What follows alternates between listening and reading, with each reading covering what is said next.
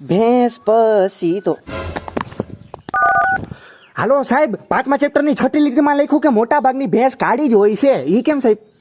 હું મતલબ કે ભેંના પૂછ લેજે સાહેબ, તમને ન આવતી ના પાડજો. હા હવે અહીંથી જ રિસર્ચ કરવી પડશે મારે.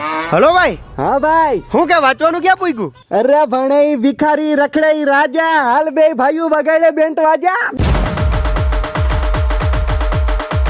હાલ ભાઈ રાખું. હવે રેડી, હવે બધાય કપડાની તૈયારી થઈ ગઈ. હવે ભાઈનો ક્લાસમાં 1 નંબર સ્ટાઇલ દેખા હે. હવે ખાલી એક સ્પ્રે ઘટે, પછી મારા સ્પ્રેની સુગંધથી આખા ક્લાસની છોકરી મારી દીવાની થઈ જાય. યસ! આ વિષયની ફૂલ 2 તૈયારી થઈ ગઈ છે. હવે બીજા વિષયની તૈયારી ચાલુ.